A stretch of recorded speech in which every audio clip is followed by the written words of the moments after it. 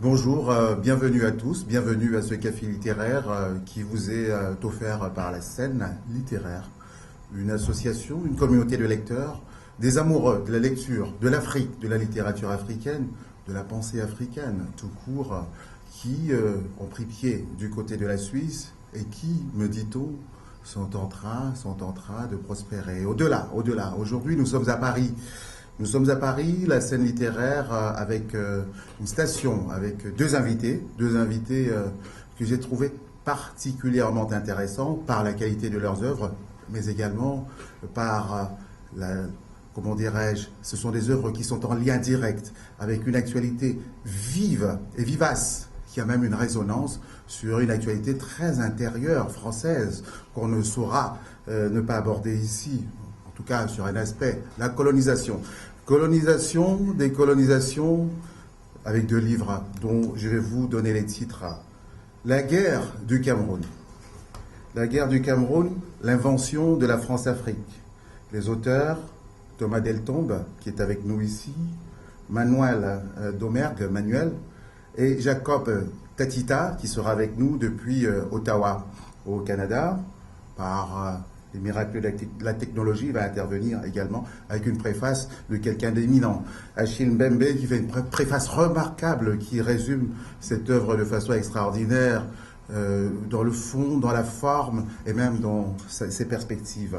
Et puis il y a un second livre, c'est un essai, c'est un roman, celui-là, de Max Lobé qui est avec nous, qui est un Camerounais qui n'était pas là au moment des indépendances, au moment de la colonisation, mais qui est allé aux sources rencontrer Mama Liga, j'espère que je le dis bien, une femme extraordinaire, géniale, qui est donc le fil conducteur de ce roman, qui est un pur délice.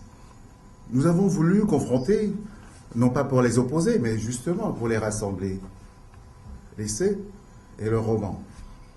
L'essai, c'est celui-là. La guerre du Cameroun, l'invention de la France-Afrique, qui est en résonance avec un livre qui est paru il y a quelques années, il y a très peu de temps maintenant, c'était Cameroun. Pour finir, je ne l'ai pas en mémoire. Une guerre cachée aux origines. Une guerre cachée aux origines de la France-Afrique. C'est la continuité approfondie, élaguée, résumée, et où, si j'en crois à Achille Mbembe, la réflexion a été encore plus forte. C'est l'essai. Le représentant de ce trio, ce livre écrit à Sima, il est avec nous, c'est Thomas Deltombe, qui est à ma gauche, et un essai dont je vous parlais tantôt, celui de Max Lobé. Alors, pourquoi cette juxtaposition? J'ai trouvé dans votre roman, c'est paradoxal. Une page, nous sommes à la page 40. Mama Liga, que vous êtes allé rencontrer dans la Sanaga maritime, raconte: Oumniobé était venu plusieurs fois dans notre village. Et il avait tenu des réunions spontanées sur la grande place principale. Chaque fois qu'il venait ici, cette place était toujours pleine, inondée de monde. Partout là où Oumniobé passait, les gens se déplaçaient en masse pour l'écouter. Pourquoi? Tu veux savoir pourquoi? Tu sais, pour ce jour-là, Oumniobé était de retour des Américains. Je crois que c'était en 1952 ou en 1953. Il y était allé 2 ou 3 fois, si mes souvenirs sont encore en ordre, en dedans de ma tête. 3 fois, oui, 3. C'est précisément l'enjeu de cette émission. La mémoire orale, contée, racontée, romancée, et les faits, les archives, les personnages, ce qu'on retrouve, des personnages de romans extraordinaires qui sont dans l'œuvre de nos 3 signataires de cette œuvre, Thomas Deltombe, Manuel Domergue et Jacob Tatita. J'ai réussi à le dire. Bienvenue à la Scène littéraire, c'est tous les 2 mois, et je vous présente ceux qui vont nous accompagner. J'ai parlé de 2 écrivains, Thomas Deltombe. Bonjour. Bonjour. Alors, Thomas Deltombe, vous êtes 3. Vous l'avez écrit à 3 mains, ce livre? On a écrit à 6 mains. À 6 mains, oui, vous n'êtes pas manchot pour un son. Et non, ici, donc on est 2 autour de la table, mais on est effectivement 3 à avoir écrit non seulement ce livre qui s'intitule La guerre du Cameroun, mais également un précédent livre qui s'appelait Cameroun, qui est plus copieux, comme vous le disiez, et qui était le fruit de bien des années de recherche collective sur effectivement la période de décolonisation du Cameroun, période et décolonisation très sanglante. Mais pourquoi cette passion pour le Cameroun? La tête du Mongo Tchorbi vous a séduit Alors, bon, on est trois, on a chacun des motivations personnelles aussi. Hein. Je pense que Jacob pourra expliquer quelles sont ses motivations pour avoir travaillé sur ce sujet. Pour ce qui me concerne, ce qui m'a beaucoup intéressé moi, c'est quand même le trou de mémoire, je pense qu'on va en parler pendant l'émission, qu'il y a en France, moi je suis de nationalité française, un trou de mémoire gigantesque sur un des drames les plus sanglants, les plus terribles de la décolonisation. Mais vous rencontrez cette histoire comment? En fait, bon, c'est dans la lecture d'un livre de François-Xavier Verschave qui s'appelait La France-Afrique, livre publié en 1998. Et ce mot qui n'est pas de lui? Non, il a donc écrit un livre qui s'appelle La France-Afrique et un des chapitres principaux s'appelle Massacre en pays Bamileke. Et donc, sur une dizaine de pages, il raconte ce qu'il sait, disons, de ces événements. Et il termine relativement modestement en disant l'histoire de cette période reste à écrire. Alors évidemment, pour un journaliste comme moi, ça titillait un peu. On s'est rendu compte en réalité qu'il y avait déjà beaucoup de choses écrites que François-Xavier Verschave ne connaissait pas, manifestement. Donc on pourra y revenir aussi. Par exemple, que le mot France-Afrique, il le dit. Il le dit. Oui. Le mot France-Afrique a toute une longue histoire, on pourra y revenir. Depuis 1955 à Conakry. Voilà, c'est ça. Depuis 1955, Houphouët-Boigny avait utilisé ce terme-là. Mais surtout, je crois que François-Xavier Verschave, à l'époque, n'avait pas lu le livre de Mongo Betty, par exemple, Main basse sur le Cameroun, qui est quand même un livre majeur, en 1972, effectivement, qui raconte ce qu'il sait, lui, ce que Mongo Betty, fameux écrivain... Et comment se répartissent les tâches entre vous, les rôles, entre tous les trois? Alors là, c'est une longue histoire, bon, parce que le premier livre, on a commencé à travailler ensemble sur cette question il y a plus de 10 ans maintenant. Donc, Jacob et moi, moi je me suis installé au Cameroun pendant 2 ans et on a beaucoup travaillé. Je suis sûr qu'il y a quelque chose derrière. Mais allez-y, continuez. C'est-à-dire que je me suis installé je ne comprends pas votre question, donc je continue. Les Camerounais ont compris. Je me suis installé au Cameroun et... d'accord. Il se trouve que ma compagne, qui est française, a trouvé du travail au Cameroun. Et ça a été l'occasion pour moi de m'installer là-bas et de proposer à mon éditeur de travailler sur ce sujet. Voilà. Je comprends la question. Avec un temps de retard, je m'excuse. Et j'ai rencontré là-bas Jacob. En fait, on avait déjà interagi avec Jacob avant que je m'installe au Cameroun, puisque Jacob avait été le conseiller historique du premier documentaire réalisé à la télévision, suisse d'ailleurs, la TSR, en 2005 sur ce sujet. Et Jacob qui est co-auteur, mais qui pourrait se présenter aussi. Il est en direct avec nous, il est depuis le Canada avec nous grâce à la technologie. Ici, comme on dit à la télévision, les dieux de la technologie sont avec nous. Bonjour, monsieur Tatsita. Bonjour. Bonjour. Et votre aventure avec Thomas Deltombe, elle naît comment? En fait, j'ai été conseiller historique dans le film documentaire intitulé L'assassinat de Félix Roland Moumier. C'est après la diffusion de ce film que j'ai été contacté par un réalisateur qui m'a fait savoir qu'il y a quelqu'un qui était intéressé. Parce que vous êtes historien? Et vous me croire. Vous êtes historien? Je suis, oui, historien. Spécialisé de la dite période.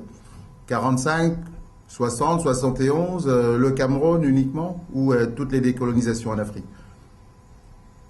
En fait, de la décolonisation, et précisément Cameroun. Très bien, on reviendra à vous tout à l'heure.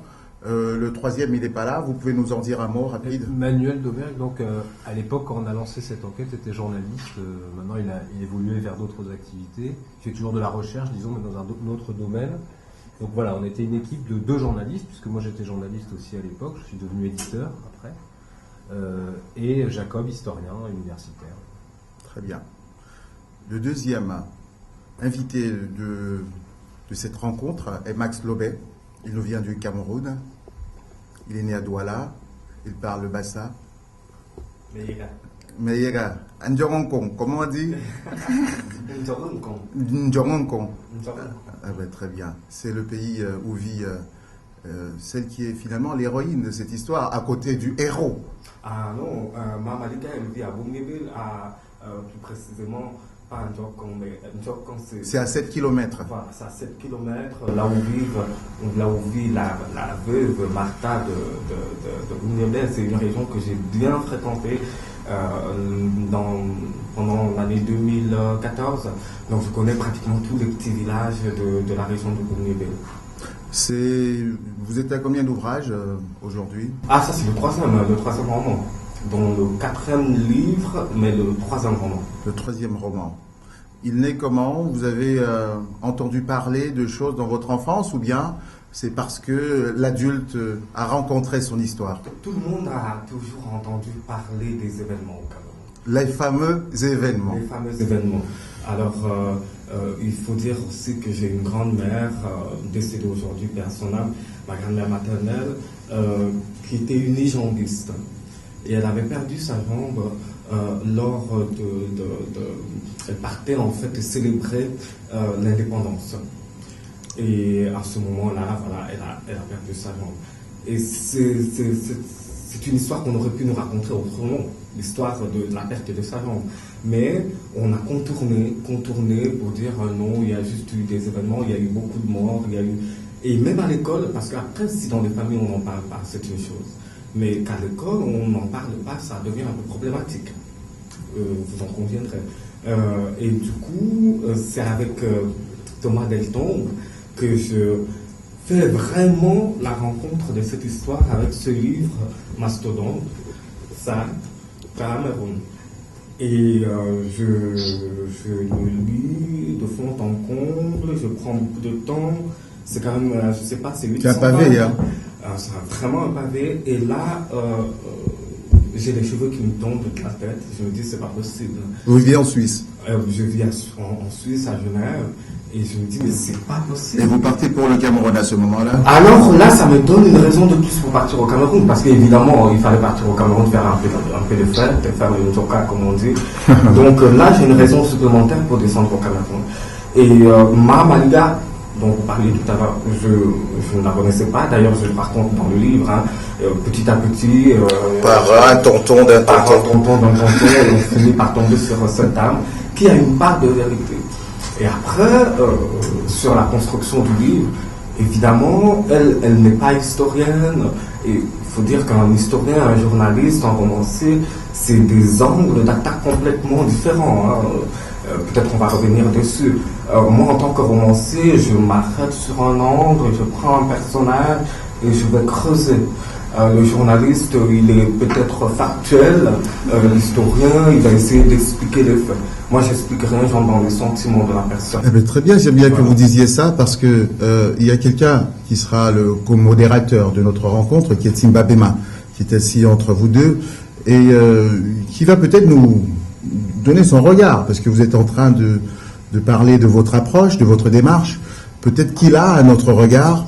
Est-ce que vous, rapidement, Simba Bema, vous pouvez nous présenter chacun de ces auteurs, de comment vous avez senti leur démarche, leur approche, peut-être capter leur sensibilité. Ça, c'est pour le téléspectateur. C'est pour qu'il y ait un peu de distance, pour que ce ne soit pas vous-même qui nous disiez qui vous êtes. Voilà. En fait, je te remercie, Charlie. Donc, comme tu l'as déjà noté tout à l'heure, on a deux invités dont la première caractéristique est le fait qu'ils soient jeunes, donc très jeunes, ou à des âges où justement on se dit qu'on ne devrait pas s'intéresser. À des âges où on se dit qu'on devrait s'intéresser peut-être plus de légèreté que de sujets aussi sérieux que celui-là, mais sauf que voilà, on est face à deux sujets, disons, très particuliers. Donc je vais peut-être commencer par Thomas Deltombe. Donc on peut dire déjà c'est un bon produit du système français. Donc il a fait Sciences Po, il aurait pu faire une sorte de carrière diplomatique, et puis entrer par Guillaume. exemple même justement dans parmi les pontes de la France-Afrique, mais non, il décide comme ça, pour encore des raisons justement que nous devons éclaircir, d'aborder un peu ces sortes de causes oubliées, ou bien on va dire les causes refoulées de la République française, dont notamment la fameuse question de l'islamophobie, par exemple, qu'il aborde dans un précédent essai, et puis aussi de cette question de la France-Afrique aussi. Donc on a comme ça un individu qui, malgré comme ça son aspect, on va dire, relativement commun, se caractérise par une grande iconoclastie et puis un sens, on va dire, du choc. Il y a vraiment une recherche du choc dans sa démarche, donc que je pense, évidemment, va se confirmer par la suite. Et puis, Max Loeb, ou Max Loeb, alias Max Loeb, voilà, donc, comme tu l'as si bien présenté, écrivain camerounais, prolixe, on va dire, brillant. Et l'une des caractéristiques de son travail, c'est vraiment la question de l'identité. C'est qu'il creuse beaucoup sa question d'identité. Il s'est intéressé, par exemple, déjà sur son identité personnelle. C'est-à-dire, en fait, sur les déterminants de son identité personnelle, parce qu'il est un produit de l'immigration, donc d'un exil. Un exil peut-être qui n'a pas des raisons directement liées, on va dire, à cette histoire du Cameroun, mais en filigrane quand même, on peut retrouver les sources de cet exil dont il est un des produits dans la décolonisation du Cameroun. Et donc Max Loeb commence à s'interroger sur les propres déterminants de son histoire personnelle, donc il interroge sa famille et puis ainsi de suite. Et là, on a véritablement l'impression qu'il entre dans le stade de l'histoire, c'est-à-dire qu'il va en fait rechercher dans l'histoire plus lointaine de son pays, les choses ou alors les événements qui peuvent expliquer pourquoi est-ce que lui, il s'est retrouvé en situation d'exil aujourd'hui. Donc, nous sommes face, d'une part, à un produit du système éducatif français qui adopte une voie iconoclaste, et puis un produit de l'exil camerounais qui rentre donc dans cette histoire pour mieux la connaître et mieux la comprendre. On va faire comme nos parents qui se sont battus pour notre liberté. On va commencer par s'attaquer aux Français. Qui est juste à côté de nous. Et votre livre, il est fort, il est riche. Achille Mbembe le dit mieux que moi. Pour poser le décor, planter le décor, je préfère le citer très rapidement. Le Cameroun contemporain, sorti tout droit de la tragique combinaison guerre de libération, guerre contre-insurrectionnelle, guerre civile, que ce livre retrace de façon remarquable, c'est lui qui vous adresse ce compliment, est une entité, c'est triste, mais je cite, est une entité sans poésie, tout à fait prosaïque, un agencement segmentaire, mou et gélatineux, dont le surmoi est demeuré colonial, c'est-à-dire pour l'essentiel répressif. La sorte d'autoritarisme molaire, faite d'adhésion et d'inertie qui aura caractérisé son dernier demi-siècle, court tout droit aujourd'hui vers une bruyante impasse. Pour en sortir, il n'est pas certain qu'un simple changement d'idée, voire d'homme, suffira. Il faudra sans doute passer par un radical changement de régime. C'est l'histoire, c'est la politique. Bon, peut-être réagir sur la question de l'iconoclastie. En réalité, je ne pense pas du tout être iconoclaste je pense effectivement être quelqu'un d'assez commun. Vous ne faites pas de psychanalyse. Mais le problème, c'est que ces histoires-là, enfin les Français qui font des recherches sur les épisodes refoulés de l'histoire de France, ne sont pas tellement écoutés. Il y a eu beaucoup d'exemples de chercheurs. Souvenez-vous de Jean-Luc Einaudi, par exemple, qui avait travaillé sur le 17 octobre 1961. Il est peut-être beaucoup plus brillant que nous, mais c'était un peu la même démarche. C'est-à-dire, c'était un citoyen français qui avait connaissance des massacres du 17 octobre 1961 et qui s'est dit, c'est pas possible, un peu comme le disait Max tout à l'heure, ce n'est pas possible qu'à l'école, personne ne m'en ait jamais parlé. Ce n'est pas possible qu'aucun journal n'en ait jamais parlé. Et de ce constat-là, il consacre une bonne partie de sa vie à essayer de faire la lumière sur cette tragédie. Et il s'aperçoit qu'effectivement, ça a été un drame avec des centaines de morts dans les rues de Paris où nous sommes aujourd'hui. Pour moi, et j'imagine pour Manuel Domergue, c'est un peu cette démarche-là qui nous séduit. C'est de dire, d'essayer de faire des recherches les plus précises possibles, les plus scientifiques possibles, avec beaucoup de guillemets, pour essayer de redonner la mémoire à nos concitoyens français qui parce qu'ils ignorent les pages noires de l'histoire, se permettent aujourd'hui d'avoir une grande arrogance dans leur comportement. Et vous leur révélez qu'il a existé dans ce pays-là une guerre, parce que c'est le mot clé. Il n'est pas en titre par hasard, j'imagine. Alors, effectivement, il nous semble important, il nous a semblé, et Jacob qui est là donnera son avis sur cette question-là, il nous a semblé important de mettre les mots sur les choses. Comme tu le dis très bien dans le roman, Max, on a longtemps parlé au Cameroun d'événements pour parler de cette guerre, et en France, on n'en a pas parlé du tout, ces événements. Après, aujourd'hui, on a François Hollande qui parle de répression. Quand il arrive au Cameroun, il dit qu'il y a eu des répressions entre 60... En fait, on n'utilise pas le mot guerre. Voilà, mais surtout, parce que ça, c'est ce que Thomas et ses ses camarades montrent dans le livre, et je n'avais pas prêté attention à cette déclaration de François Hollande en visite en 2015 au Cameroun. Il dit il y a eu des répressions entre 61 et 70, quelque chose après l'indépendance. Alors qu'on parle de guerre avant l'indépendance, donc de guerre dite de libération, d'indépendance. On parle vraiment de guerre avec des acteurs protagonistes, des acteurs politiques, et des acteurs syndicaux, des acteurs du milieu culturel. Donc c'est vraiment une guerre. On a la chance d'avoir un historien qui a beaucoup travaillé le sujet avec nous, Jacob Tatita, qui est en direct avec nous. La guerre du Cameroun. À quel moment on peut considérer qu'une guerre se déclenche au Cameroun entre les nationalistes camerounais et les colons français? On peut remonter à 1955, notamment après les émeutes de 1955. Avec l'interdiction de l'UPC? Avec l'interdiction de l'UPC en juillet de la même année. Et comment on définit une guerre chez les historiens? Les historiens ont-ils une définition de la guerre comme les politologues ou ceux qui font de la polémologie ou des choses comme ça? Est-ce que les historiens ont des mots pour parler de guerre? Il y a d'abord les belligérants, et dans ma présence, en ce qui concerne le Cameroun, on a des dispositifs disproportionnés en face des populations locales qui ont un armement hétéroclite rudimentaire, une armée française qui aligne le A, l'aviation et des munitions incendiaires. Les opérations de guerre s'installent au Cameroun à partir de 1959,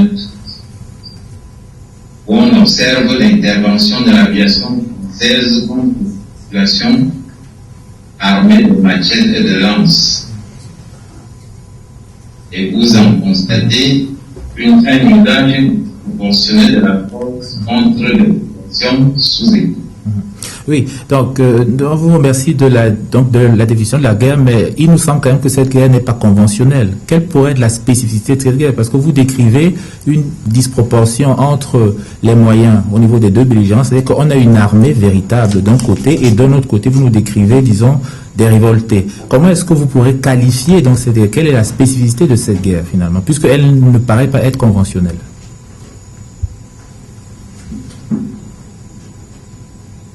Jacob? Ah, okay.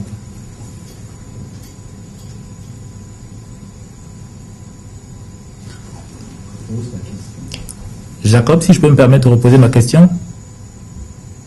Oui. Donc je demandais. Voilà, la spécificité, c'est que comment est-ce qu'on pourrait qualifier cette guerre? Quel qualificatif? Est-ce qu'on pourrait par exemple dire guerre ceci, guerre cela? Quel qualificatif on apporterait à cette guerre du Cameroun?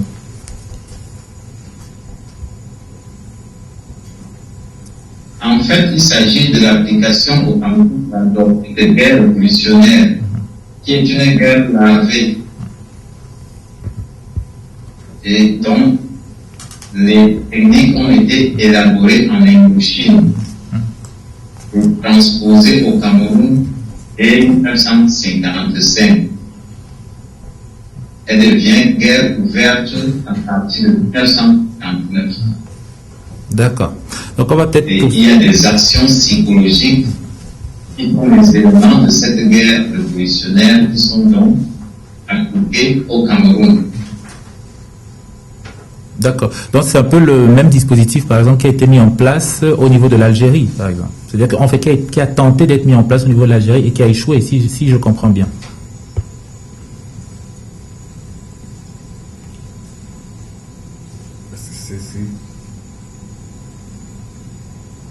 Non. Est-ce qu'il t'entend? Peut-être, Thomas, tu pourrais éventuellement, enfin, vous pouvez éventuellement donner quelques détails là-dessus. Est-ce qu'on peut faire un rapprochement entre la technique française de casser la révolution en Algérie et ce qui a été mis en place au niveau du Cameroun? C'est effectivement ça. C'est dommage qu'on n'entende pas très bien Jacob, parce qu'en réalité, il a parlé de la guerre d'Indochine, et je pense que beaucoup de choses se jouent à ce moment-là. C'est-à-dire que l'armée française en particulier, en fait, au milieu des années 50, l'armée française n'a eu que des défaites. Elle a perdu en 1940 face aux Allemands, et elle s'est fait écraser à Dien Bien Phu par des gens qu'elle méprisait, qui étaient le Viet Minh, c'est-à-dire de simples colonisés qui avaient littéralement donné une baffe à l'armée française. Et c'est pour cette raison qu'à partir des années 50, certains officiers, souvent très racistes, hyper colonialistes, se sont mis à essayer d'inventer des nouvelles techniques pour que ce genre d'échec ne puisse pas se reproduire.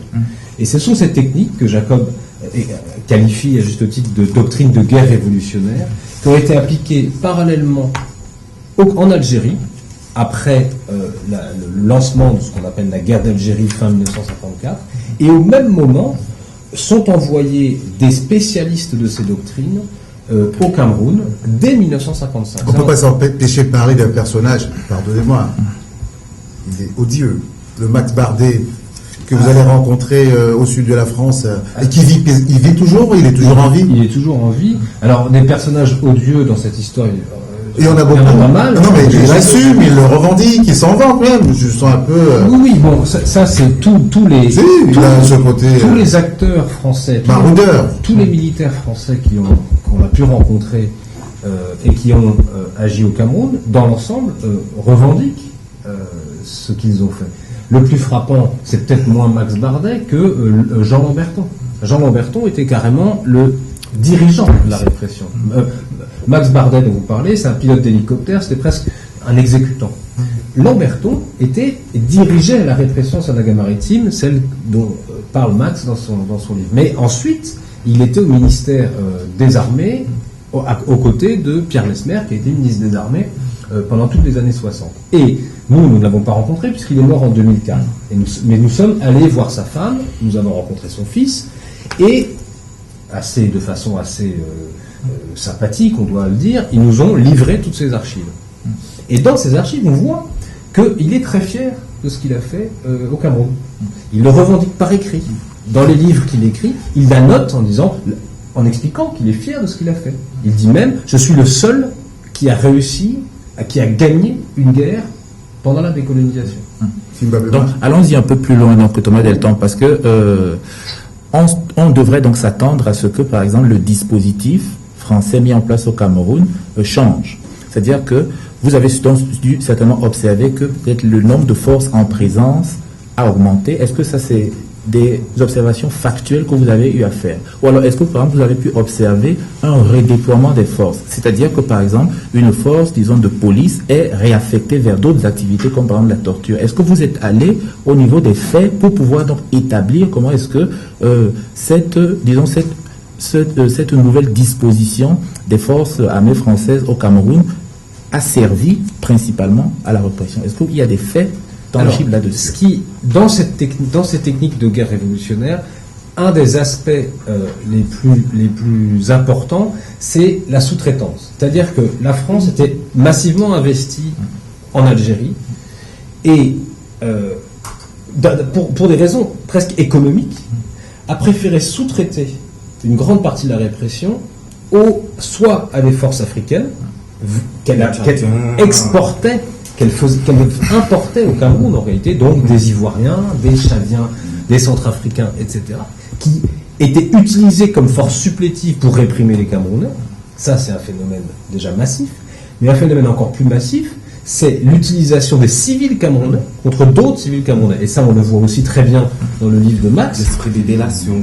Exactement. C'est-à-dire, c'est la technique classique du diviser pour régner, mais c'est non seulement diviser, mais c'est opposer les Camerounais entre eux. Et tout ça était fort bien organisé. Et la différence, pour continuer sur le parallèle entre l'Algérie et le Cameroun, la différence, c'est que en Algérie, l'armée a gagné. Mais la France a perdu politiquement. Du coup, c'est le FLN qui a gagné politiquement la guerre d'Algérie. Au Cameroun, la France a gagné militairement et politiquement. Et du coup, elle a pu installer à la tête du pays un régime ami, un régime allié, un régime sous-traitant de ce qu'on appelle la France-Afrique. D'accord. Et du coup, et je termine là-dessus, les traces de cette guerre ont été effacées. Le criminel, ayant réussi son crime, a effacé les traces de son crime. Et c'est là que ça devient extrêmement intéressant, je pense, de discuter avec Max sur 50 ans plus tard, 60 ans plus tard, comment on fait pour faire revivre ces traces, pour faire revivre cette guerre et pour la faire connaître. Et puis moi aussi justement ça embraye avec la question que je vais poser à Max au niveau du romancier, parce que bon, c'est clair qu'au niveau de l'historien, la question de savoir pourquoi au Cameroun il y a eu cette guerre alors que dans d'autres pays, disons d'Afrique noire, il n'y en a pas eu, elle devient cruciale. Et au niveau du romancier dans Max Love, que tu es, enfin que vous êtes, est-ce que vous avez pu, par la rencontre avec, par exemple, cette Mame Maliga, ou bien la rencontre avec ce contexte-là, pouvoir trouver la réponse qui pourrait nous permettre de comprendre pourquoi est-ce que cette révolte a eu lieu au Cameroun? Moi, je pense que la réponse se trouve moins dans mon livre que dans celui de Cameroun. C'est-à-dire que le Cameroun, c'est un pays assez particulier. C'est souvent dit en souriant que c'est tout un concept, le Cameroun. C'est une vieille histoire, le nom même qui arrive de ceux qui auraient découvert l'estuaire du Vouvray avec les crevettes. C'est pas si on ressemble à des crevettes, mais c'est bon. Donc c'est un pays tout à fait particulier qui a été colonisé, alors sous mandat allemand et puis sous tutelle de la France et de la Grande-Bretagne. Évidemment, les condiments font que la sauce sera différente. On ne peut pas mélanger, je ne sais pas quoi, de la pâte d'arachide avec du ndolé et puis de olé et puis ça nous donne un rôti de tomate. C'est pas possible. Donc le Cameroun a cette spécificité historique qui fait que des acteurs se sont, ils se sont battus pour avoir cette zone géographique qui est quand même assez centrale.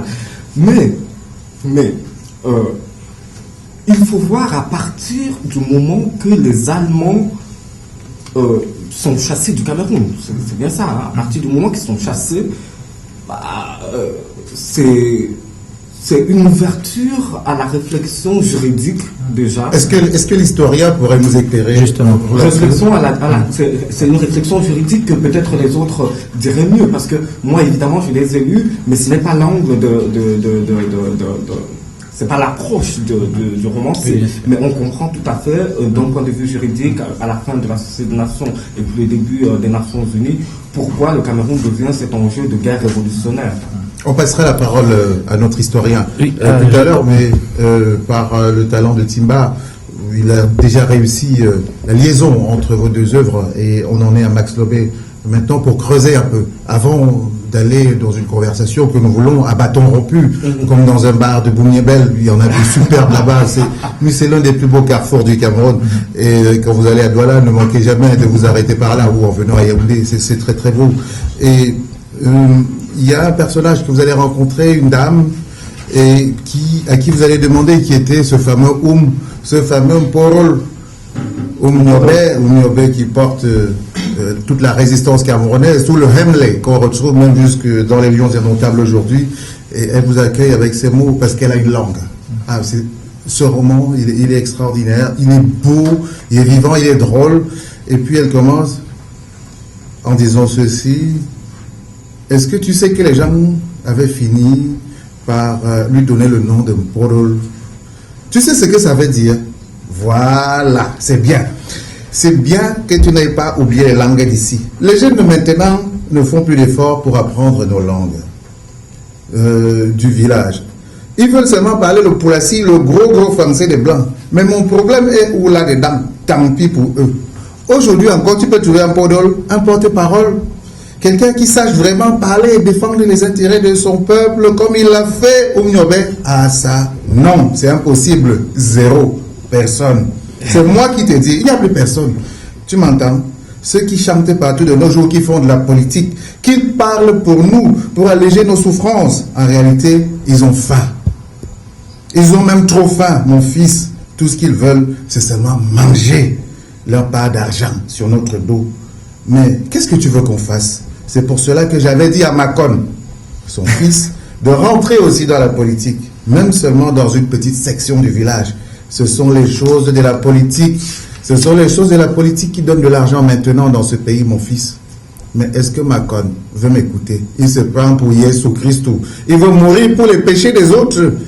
Ce qu'il oublie, c'est que même Jésus Christ en personne, ça l'a dépassé. Et il a couru vite chez Nyambe, son père, pour lui dire de le reprendre et de nous laisser, nous humains, tranquilles dans notre méchanceté, de nous laisser tranquilles dans notre mauvaiseté. C'est très fort. Oumniobe décrit comme ça par opposition à aujourd'hui. Je trouve que, alors là, ce sont des mots que je mets dans la bouche de Maman Licard, hein, mais ce discours est commun. On le retrouve assez au Cameroun. Moi, je pense qu'aujourd'hui, j'ai eu la chance de faire ce que peu de gens ont fait jusqu'ici. C'est-à-dire que ces dernières années, j'ai traversé le Cameroun de long en large. J'ai été dans les régions anglophones, on connaît aujourd'hui la question. J'ai été dans l'extrême nord récemment. J'ai été à Yaoundé, j'ai été à Bolova. J'ai traversé vraiment le Cameroun que je n'avais pas eu la chance, hein, parce que quand on est au Cameroun, à Douala, on grandit à Douala et puis on n'arrive même pas à aller à Yaoundé. Et il y a une petite chanson. Il y a une sorte de... Les gens sont désabusés, les gens n'en peuvent plus. Et on dit, pour réussir au Cameroun aujourd'hui, c'est la politique, un peu de religion, et puis un peu de travail quand même. Juste un peu de travail. Mais c'est surtout la politique, le pasteur, c'est ça qui donne de l'argent. Trouver une section quelque part, bien sûr, du parti au pouvoir. Mais il faut dire, revenir sur la personne de Mpodol. Alaoué. Vas-y. Alaoué, ça veut dire, j'entends, c'est-à-dire, Mpodol. Ambassade, qui veut dire porte-parole, qui veut dire avocat, qui veut dire celui qui porte la voix de son peuple. C'est difficile d'en trouver aujourd'hui, pas seulement en Afrique. C'est vrai. C'est difficile d'en trouver. Les idéaux des grandes personnes comme de Martin Luther, comme des gens qui se sont battus pour une communauté, c'est difficile aujourd'hui vraiment de trouver. Je trouve que ces années de jeunesse se sont passées pendant la guerre d'indépendance du Cameroun. Mais pour revenir sur Mpodol, Mpodol a saisi très vite le vide juridique qu'il y avait après le départ des Allemands. Et pour quelqu'un de très, qui s'attache beaucoup à la loi, il dit, mais on est sous tutelle, on n'est pas une colonie. Et donc on doit rapidement disposer de notre liberté. Il se base vraiment sur les textes des Nations Unies, ou en tout cas de la Société des Nations à l'époque. Et c'est sur cette base-là qu'il sera attaqué par les Français. Je ne sais pas, Thomas pourra nous en dire davantage par rapport à ce combat sur le pourquoi le Cameroun et pas, par exemple, guerre du Sénégal, guerre de ceci. Pourquoi la guerre du Cameroun? Je pense que c'est une question pour Jacob, peut-être. Oui, je pense que Jacob véritablement pourrait nous répondre sur cela. C'est-à-dire que le Cameroun, visiblement, n'a pas été une colonie, mais a été un territoire sous tutelle. Donc, est-ce que même déjà on peut parler de colonisation dans le cas du Cameroun? Donc, c'est à Jacob de nous répondre. Et puis aussi, deuxièmement, justement, est-ce que le statut spécifique du Cameroun, donc en tant que territoire sous tutelle, justifie toute l'action que l'UPC va entreprendre? Et pourquoi la France tient-elle tant au Cameroun? Pourquoi elle s'accroche? Oui, Jacob? Allô? Ah oui? Jacob, oui. Est-ce que tu es avec nous? Oui, Voilà. Ok. Donc, on a en fait une question pour toi, qui est la suivante. C'est-à-dire que, donc, Oumyobé a mis en évidence en explorant, disons, le contentieux entre le Cameroun et l'Allemagne, dans le contentieux qui avait justement commencé avec Douala Mangabel. Il a découvert que le Cameroun n'était pas une colonie, mais un territoire sous tutelle. Est-ce que dans le cadre du Cameroun, on peut véritablement parler de colonisation et même de décolonisation pour le mouvement qui va... un peu à haute voix, s'il vous plaît. Voilà. Donc, est-ce que dans le cas du Cameroun, on peut même déjà parler de colonisation? C'est-à-dire qu'est-ce que le Cameroun, c'était une colonie française compte tenu de la légalité juridique du territoire sous tutelle? Première question. Le Cameroun est un protectorat allemand et non une colonie allemande. Pour ça, nous sommes certains. Et il n'y a pas de doute. D'accord. Et donc, par rapport maintenant donc, à la France, c'est-à-dire qu'on a une question qui est de savoir pourquoi donc est-ce que la France, ça tient tant au Cameroun? Pourquoi est-ce que la France ne veut pas lâcher le Cameroun alors que ce n'était pas une colonie stricto sensu? Ok. C'est lié à des intérêts géostratégiques. En effet, 2 ans après la création de l'Union des populations du Cameroun, la direction des plans français, dans une note que j'ai retrouvée dans les archives camerounaises, notamment le Parti national de Yaoundé, se revisite son expérience au Liban et en Syrie. Il se trouve qu'après l'indépendance, le statut accordé à la Syrie et au Liban, les investissements publics et privés français sont retrouvés automatiquement entre les mains du Liban et de la Syrie. Pour éviter cette pareille situation, la direction des plans a donc examiné les enjeux et pour éviter de retomber dans la même situation, et donc a projeté de mettre tout un terrain stratégique, bail amphithéotique, pour avoir le contrôle de la situation au Cameroun, au cas où le Cameroun devient indépendant, ou devient indépendant précisément. Et puis dans la même note, il est précisé que le Cameroun occupe une place centrale en Afrique centrale, notamment pour le contrôle des richesses du Charif, aujourd'hui la Centrafrique, du Tchad, du Congo aussi, plus ou moins. Donc il fallait faire passer loi à l'Assemblée, elle a pu assembler pour pouvoir le contrôle de l'Assemblée par l'intermédiaire des députés qui a sa cause. Et c'est moi sur blanc dans cette note. D'accord. Pour un peu embrayer donc justement sur cette observation que vous faites donc, en termes d'intérêt géostratégique, il se passe donc, et ça j'invite vivement donc les téléspectateurs à aller sur le site d'odis.ch, de taper Cameroun. Ils vont tomber sur un document spectaculaire où en fait il y a une rencontre entre des diplomates français et camerounais en Suisse et Suisse en Suisse, où en fait la France, donc ces diplomates français proposent à la suite de racheter le Cameroun. Donc, à partir du moment dont vous nous parlez de ces intérêts stratégiques, est-ce que vous avez premièrement conscience qu'il y a eu des tractations pour la France de vouloir vendre sa colonie camerounaise à la Suisse, première chose, et puis deuxième chose, est-ce que ça ne remet pas en question donc toute la théorie finalement de la place centrale du Cameroun dans l'échiquier france-africain? Je n'ai pas encore eu à mettre la boucle sur le coup. Ok, d'accord.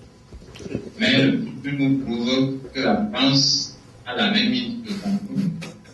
Bien sûr, tout en introduisant donc cette hypothèse-là que visiblement ce n'était pas rentable, donc d'après le document que Mais jusqu'ici, on ne parle que du Cameroun français pour l'instant. Oui. Et le Cameroun dont nous parlons, il est français. Le Cameroun dont nous parlons, il n'est pas que français. Jacob Taticha. Le Cameroun n'est pas français, c'est à partir de 1900. 1919, où après la Première Guerre mondiale, le territoire a été divisé, partagé entre l'Angleterre et la France. D'ailleurs, alors, ce qui est intéressant dans le regard croisé entre le roman et l'essai, c'est que quelquefois nous avons des fulgurances comme ça de l'essai qui viennent apporter des précisions vivantes, qui donnent chair. Et ça m'a frappé parce que je me serais attendu à apprendre des choses très précises de l'essai, ce qui a été le cas, mais souvent des choses me sont révélées du roman. Et c'était la vie des gens. Les romans parlent mieux que ce que j'essaye de commenter là. Je vais vous lire un extrait, vous allez me dire. C'est toujours ma bien-aimée, je l'adore. Maliga, je l'adore. Elle est géniale, elle a une langue extraordinaire. Elle a une langue extraordinaire. Elle dit, je me souviens que pendant les meetings qui ont suivi les voyages aux Amériques, Umniobe ne parlait plus seulement de Koundé, l'indépendance. Peut-être parce que tout le monde avait déjà ce mot-là dans la bouche. Indépendance, indépendance. Koundé, non. Umniobe parlait d'indépendance et désormais aussi d'assemblage. Il parlait de le bon mot en gros français, c'est, attends, que je m'en souvienne, l'unification. L'unification, voilà, l'unification des deux Cameroun. Là, mon fils, je ne peux pas te mentir, même si j'avale des litres de vin de palme, je ne pourrais jamais t'expliquer tous les détails de ce truc d'unification-là. Vous voyez, ils ont vécu ça. Là, ce sont des... Et puis on est en pleine actualité. On est en pleine actualité. Alors, on ne va pas vous interroger sur l'actualité, Jacob Tatitia, sur la question qui confronte ces deux Cameroun. Mais le problème, il part de là, Thomas Delton. En fait, moi, je pense qu'il faut vraiment bien insister sur le fait que le Cameroun n'est pas une colonie. Le Cameroun est un territoire international. Le Cameroun, les Allemands perdent le Cameroun pendant la Première Guerre mondiale, et le Cameroun devient, et c'est pour ça que Jacob parle du Liban, de la Syrie, etc., devient, comme ces territoires-là, comme le Togo, des territoires internationaux. Avec, comme le Togo, une division, une partie qui est confiée à l'administration française et une partie qui est confiée à l'administration britannique. Mais il y a un problème sur la souveraineté. Et ça, c'est ce qu'on raconte, notamment dans ce livre-là, c'est que de 1919 à 1960, on ne sait pas qui est souverain sur ces pays. Est-ce que c'est l'ONU qui a la souveraineté? Est-ce que c'est l'Angleterre et la France qui sont souverains? Ou est-ce que c'est le peuple camerounais qui est souverain? Alors évidemment, pour l'UPC, pour l'Union des populations du Cameroun, la réponse est évidente. C'est le peuple. C'est le peuple camerounais qui est souverain sur son territoire. Pour les Français et pour les Anglais, c'est un peu plus difficile, puisque, effectivement, ils ne sont pas souverains sur ces territoires. Et parfois, d'ailleurs, et c'est ça qui est assez ironique, on va dire, on a des commentaires des Français qui disent « Oh, les Anglais se comportent comme s'ils étaient souverains sur leur territoire », alors qu'eux-mêmes se comportent comme s'ils étaient souverains sur le leur. Donc c'est ça qui est intéressant, c'est l'articulation que Umniobe justement fait entre indépendance et réunification, ou unification. C'est ça qui est très intéressant, c'est ça qu'il a extrêmement bien réussi à faire passer au Mamaliga et autres. Il a réussi à faire comprendre comment le pays devait être à la fois souverain, c'est-à-dire recouvrer sa souveraineté, mais que cette souveraineté ne pouvait pas être fractionnée selon les lignes définies par les colons. D'où, à mon avis, c'est eux qui expliquent ça, et on le voit dans les archives, pourquoi ils utilisent le mot Cameroun avec K à partir de 1955. C'est-à-dire juste après l'interdiction de l'UPC, ils se disent, nous, leur Cameroun, c'est pas notre problème. À propos notre du PC, problème, c'est un Cameroun à libre. propos du PC, je voulais demander à l'historien que nous avons avec nous en ligne comment naît le mouvement national camerounais, l'UPC. Cette idéologie, elle vient d'où? Comment elle se forme? Il semble bien que ça remonte, parce que la revendication des Umniobe et de ses congénères de cette époque-là, elle remonte à depuis Douala Mangabel, parce qu'au Cameroun, il y a toujours eu un mensonge dans ce document autour duquel on devait s'accorder. Est-ce que ça ne s'enracine pas aussi loin? C'est peut-être pour ça que ce Cameroun est aussi un pays qui n'a jamais dit, qui a toujours été indomptable quelque part, comme ces équipes sportives l'affirment. Les Camerounais ont résisté à la pénétration allemande et Et le nationalisme plonge dans des mouvements de résistance. Et notamment, le nationalisme plonge également aussi dans le syndicalisme qui a vu le jour dans les années 1940. Donc, les principaux nationalistes sont d'anciens syndicalistes. Et ce syndicalisme est l'émanation de l'Union de syndicats confédérés du Cameroun, au sein duquel se retrouvaient les Uniobé et bien d'autres syndicalistes. Et donc, on devrait donc faire une légère différence avec la période de résistance. Mais Thomas, Jacob, si je me permets quelque chose en tant que auteur, et puis j'ai lu aussi vos textes, quelle est la place du communisme finalement dans tout ça? Parce qu'il y a aussi des gens qui disent UPC, PC, ça je l'ai suivi dans les forêts au Cameroun, PC, Parti communiste. Est-ce qu'on peut en savoir un peu plus? Ça, c'est de la propagande, puisque quand vous allez dans les notes de Grèce français, la direction de la sécurité, vous retrouvez dans ce texte que l'Union des populations du Cameroun n'a jamais été un parti communiste. Et si on se rapproche des communistes, c'est juste un rapprochement de circonstances, parce que, comme disait l'autre, quand on se noie, on peut s'appliquer à un serpent. Ok, merci de cette brillante réponse. Peut-être pour embrayer, en tout cas c'est pour embrayer par rapport aux propos de Thomas Deltombe, éventuellement lui ou bien vous Jacob, Tatissa, vous allez répondre. C'est aussi la question du peuple finalement, c'est-à-dire que est-ce qu'il y a un peuple à ce moment-là? Est-ce que nous avons des ethnies ou nous avons un peuple? Parce que justement, donc Max Lobet dans son roman, il le situe dans une zone précise. À la fin du roman, il nous apprend qu'il y a un autre front qui est ouvert ailleurs, donc on a une vision comme ça, disons, ethnique de la libération, du mouvement de libération camerounais. Donc, est-ce qu'il y a déjà un peuple à ce moment? Donc, est-ce qu'il y a un peuple à ce moment-là? Qui pourrait éventuellement, c'est Jacob, voilà. Est-ce qu'il y a un peuple camerounais qui revendique une indépendance, ou alors est-ce que c'est un conglomérat d'ethnies qui revendique l'indépendance?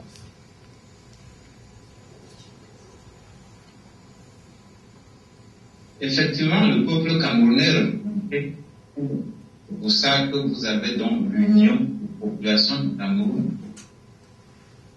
C'est le peuple camerounais qui revendique l'indépendance, mais que par des divisions, on fait des mouvements fancouches pour contredire et combattre les idéologies de l'Union des populations du Cameroun, le libéralisme révolutionnaire. D'accord. Donc, pour aller un peu plus loin encore, c'est-à-dire que vous nous avez, par exemple, donc en vous écoutant, on comprend que vous avez accès à beaucoup de documents. Où est-ce que vous avez accès à ces documents? C'est-à-dire que quand François Hollande a été au Cameroun, par exemple, il a laissé comprendre que des documents n'étaient pas classés et que d'ailleurs il n'y avait même pas de demande particulière du Cameroun par rapport au déclassement de ces documents-là. À quel document avez-vous accès? Et puis justement la question de la source aussi, c'est-à-dire que quelle a été votre interaction, notamment parce qu'on sait quand même que l'histoire s'écrit sur la base des documents. Donc quelle a été votre interaction avec Thomas Deltombe, par exemple, pour l'établissement des sources qui allaient raconter l'histoire finalement? Au Cameroun, il existe des fonds d'art. Il y a des archives nationales. Même que les documents sont dans un état déplorable. À Bafoussam, il existe un fonds d'archives en état de composition très avancée parce que ce document dans l'état qui soutient. Dans les départements, il y a aussi des fonds d'archives qui ne sont pas traités. Et à l'extérieur, notamment aux archives d'Oxford, vous trouvez des documents concernant le Cameroun, notamment la réunification, qui était très important, un document très important et très dense, qui replace l'historique même de la question anglophone. Donc en fait, pour l'interaction, le fonds d'archives de France, nous les avons partagés et exploités avec les fonds d'archives du Cameroun. Nous avons également parcouru les contrées camerounaises à la recherche des témoins encore vivants de cette histoire que nous avons interviewés. Ok. Donc, si on vous comprend bien, il n'y a pas...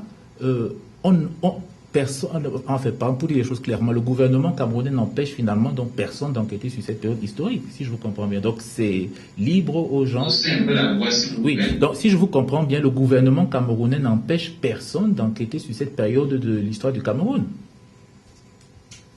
Tous les archives ne sont pas accessibles au Cameroun. Les archives de la police ne sont pas accessibles. D'accord. Et il y a également les archives de la route qui ne sont pas et qui contiennent des dossiers très importants. D'accord. Donc Thomas Deltombe veut faire une précision. Oui, enfin, justement, un des intérêts, je pense, pourquoi on a travaillé en équipe avec Jacob, avec Et au Manuel, niveau de la France, les c'est archives. je vais justement répondre à cette question-là. C'est que nous, comme on était 3, on a pu se répartir les fonds d'archives écrits. Avec Jacob, quand j'étais au Cameroun, Jacob avait fait déjà tout un travail immense dans les archives au Cameroun. On a continué ce travail-là quand j'étais là-bas aussi. En particulier à Yaoundé, mais pas uniquement. Et puis en France, il y a énormément d'archives qui n'avaient pas été exploitées jusqu'à présent. C'est-à-dire, je pense que vous n'imaginez pas le nombre d'archives qu'il y a sur la guerre du Cameroun. Consultation, c'est accessible? C'est Énorme. libre. C'est-à-dire que ce qui est d'ailleurs intéressant, c'est qu'en France, il y a 35 000 Camerounais, mais je ne sais pas quelle est la proportion de gens qui sont allés aux archives d'Aix-en-Provence. Il y a des cartons entiers sur l'histoire du Cameroun, aux archives diplomatiques de Nantes, des cartons entiers sur le Cameroun, des archives militaires de Vincennes, des cartons entiers sur le Cameroun. À Genève, Elles sont ouvertes à qui? Genève, il y a Elles des sont ouvertes à archives. qui? Je suis allé à Genève voir les archives de la Croix-Rouge. J'ai dû décoller les papiers. C'est-à-dire que personne ne les avait jamais lus. Or, on a là une correspondance entre Ernest Wandier et les responsables de la Croix-Rouge. C'est ça le problème. Je suis allé à Amsterdam, où il y a des archives sur le Cameroun. Elles sont ouvertes à qui? Elles sont ouvertes à qui? Mais vous y allez avec votre carte d'identité. C'est tout. Bonjour, bien sûr. Bonjour. Bonjour, je voudrais voir le fonds d'archives tel que j'ai trouvé sur les inventaires sur Internet. À Londres, il y a des cartons immenses. Et donc, pour tout vous dire, quand on a écrit ce petit livre-là, on n'a pas eu le temps de lire toutes les archives qu'on avait photographiées. C'est-à-dire que dans nos disques durs, il y a peut-être 50 000 pages photographiées. On n'a même pas eu le temps de les lire. Donc, le problème, en fait, et c'est là que je reviens sur les déclarations de Hollande, le problème, c'est qu'il y a énormément d'archives accessibles et il y a des archives fermées.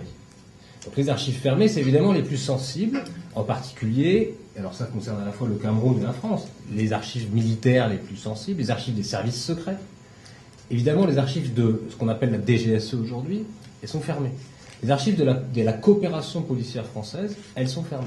Or là-dedans, il y a vraisemblablement le nom de beaucoup de gens qui ont été torturés au Cameroun.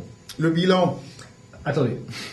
Mais il y a une autre source d'archives qui est peut-être plus précieuse encore, et c'est là que je pense que le travail de Max Lobé est fondamental, c'est les archives orales.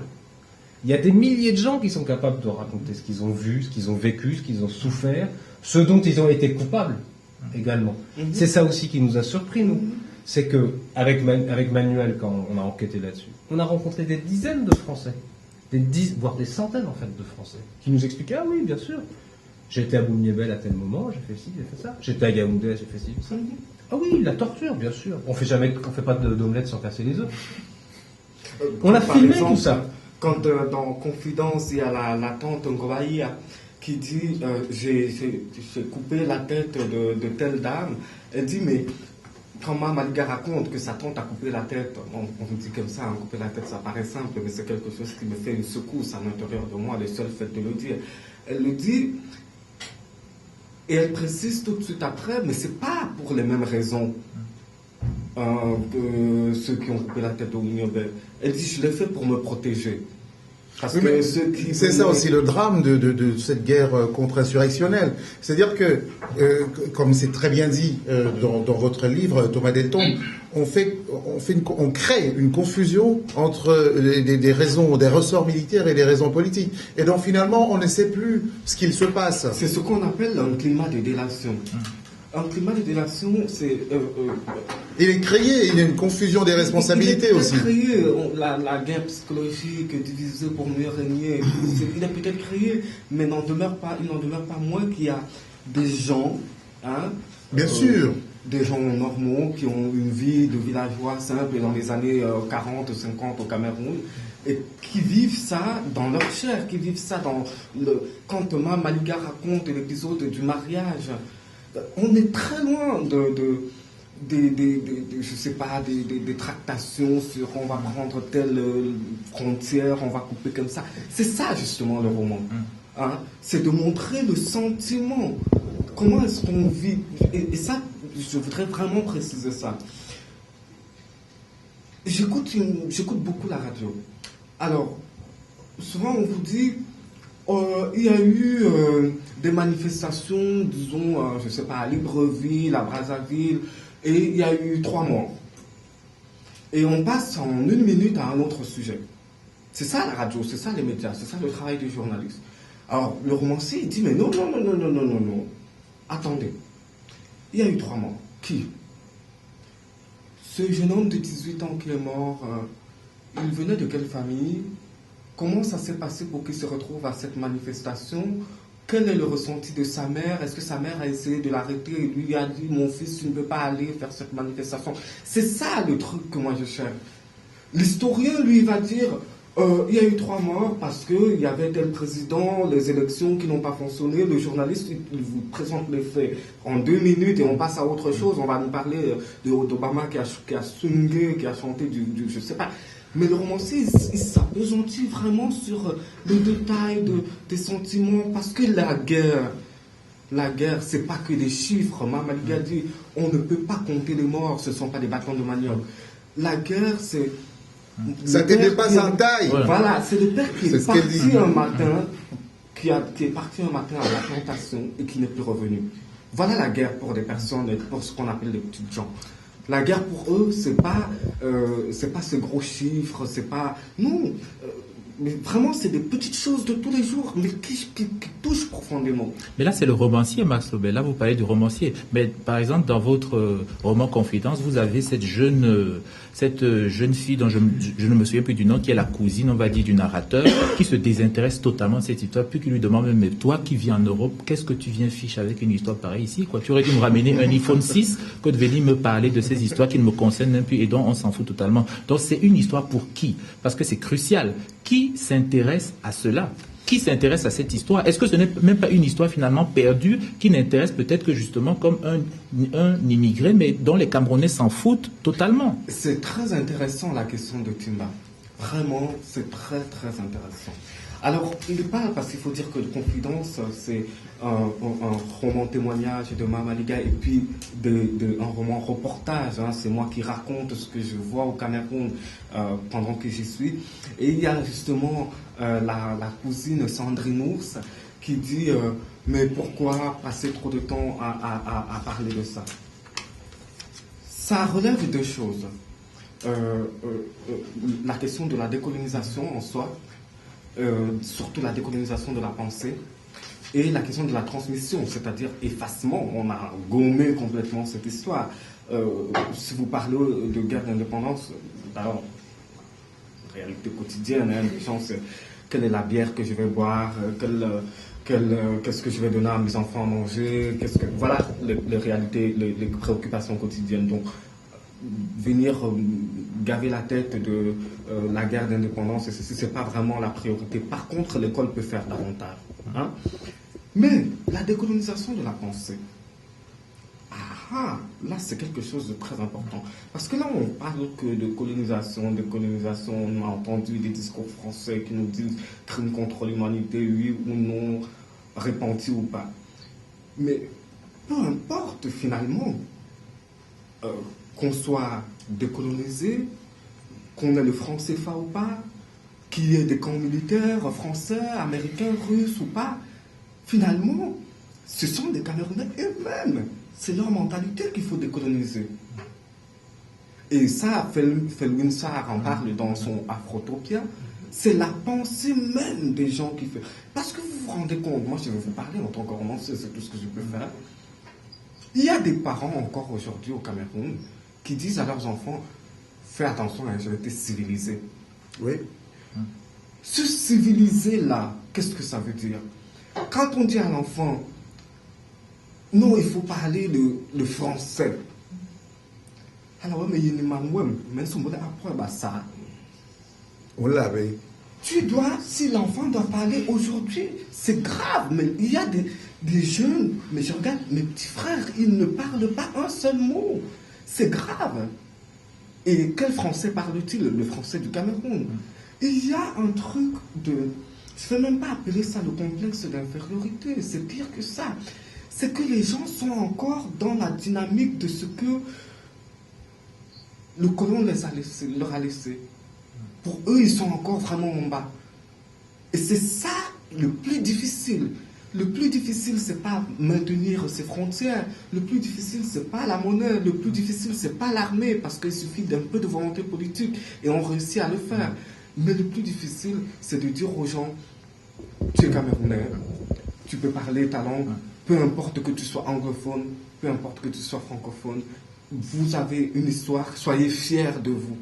Pas seulement quand il y a un but ou quand un autre ami, on doit arrêter les gaules. Bon, hein. Mais mettons le pied dans le plat, Max Lobe. Il faut un truc pour décoloniser la pensée. Si on était à la télévision, j'allais demander qu'on vous applaudisse. Et, voilà. Et puis surtout aussi, justement... Et puis comme ça, on fait pour embrayer. Et je pense que... Moi, j'ai une petite préoccupation.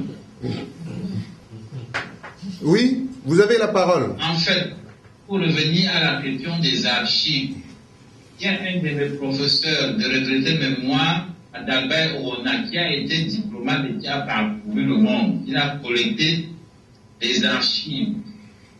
En vous-même, il a collecté les archives et dans ces archives, il se trouve des pépites, notamment l'interrogatoire d'Ernest Wandier. En mourant, il les a confiés à l'université de Yaoundé. Mais aujourd'hui, vous ne pouvez pas les consulter à l'université de Yaoundé parce que quelqu'un les aurait gardés par devers lui. Et pour cela, j'invite tous les étudiants à rechercher ces archives afin qu'on puisse placarder sur un lieu de l'université de Yaoundé comme Adalbert Orona. Dans ces archives, il existe beaucoup de pépites. Un mémoire a été fait, notamment la biographie d'Ernest Wandier, qui n'est plus retrouvable aujourd'hui au département d'histoire, et les étudiants en ont tant besoin. Merci. Vous avez aussi droit à des applaudissements. Non mais, il nous reste 10 minutes avant de finir notre entretien. Donc, ça va être la décolonisation, enfin, le compte à rebours, plus exactement. Maximiser le temps, les informations. Vous, Thomas Delton, la guerre du Cameroun, l'invention de la France-Afrique, Max Lobe, Confidence. Dans ces 10 minutes, dites à ceux qui vont nous regarder, ceux qui nous écoutent, pourquoi ils doivent lire ce livre. Moi, je dis, c'est une historienne, Mama Liga. En plus, elle se boit comme du vin de palme, c'est en douceur. C'est un livre qui est beau, qui est bien écrit.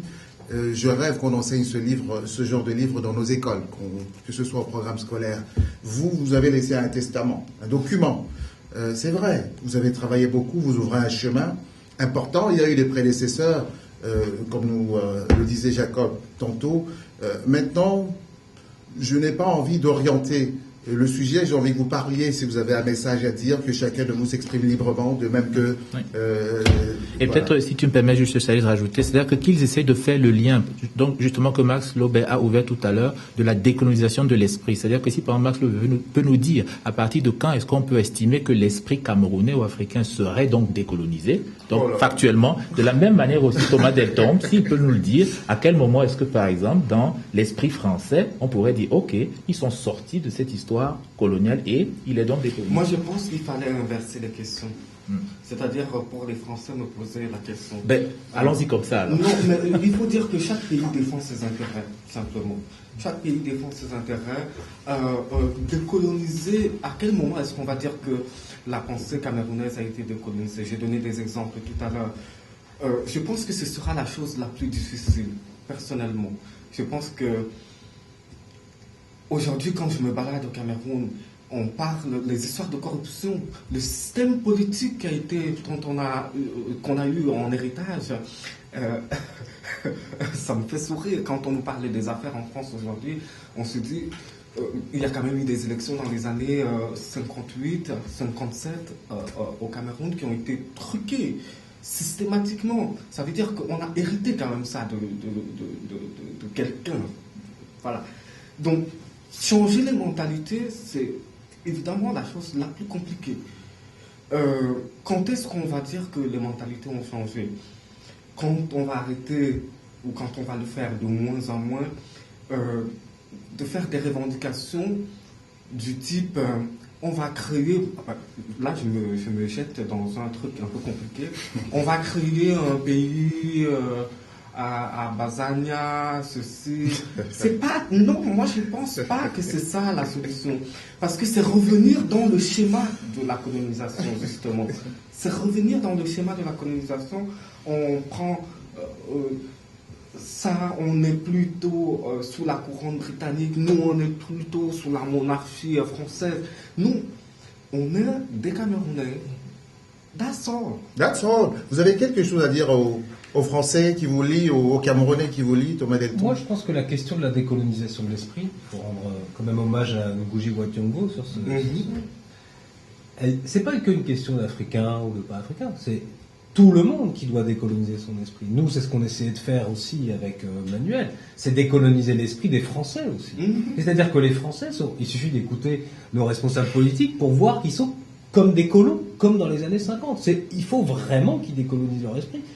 Rapidement, à mon avis. Parce que là, et totalement, si possible. Alors, la question, c'est effectivement de savoir pourquoi les esprits n'ont pas été décolonisés. Et moi, je pense que précisément, nos livres respectifs expliquent que la guerre qui a été menée au Cameroun était une guerre qui avait pour but de ne pas décoloniser. On a donné une indépendance factice pour pouvoir poursuivre la colonisation. Un point très important de votre livre. Le Cameroun, c'est le laboratoire de la France-Afrique. C'est là qu'on a conçu le logiciel de ce qu'on appelle la France-Afrique aujourd'hui. C'est donc l'Afrique noire. C'est le premier endroit où la France a réussi à imposer une indépendance qui ne serve pas le peuple, mais qui au contraire le dessert. Une indépendance qui opprime le peuple. Et qui enrichit la France. Et qui continue d'enrichir la France. C'est-à-dire que cette indépendance, contrairement aux apparences, permettait de poursuivre, de maintenir le système de domination et d'exploitation. Un système de sous-traitance sans évoluer. Et c'est comme ça. Et ça a eu un effet psychologique très fort, évidemment, chez les Camerounais, mais aussi chez les Français qui se sont dit, c'est bon, l'Afrique est décolonisée. Alors qu'en réalité, elle ne l'était pas.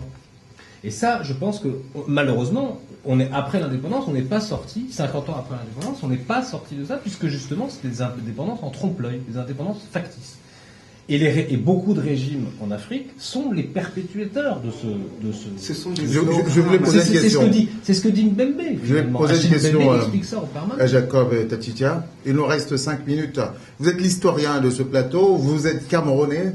Vous nous avez fait un livre, tous les trois, qui est remarquable de précision, d'explication.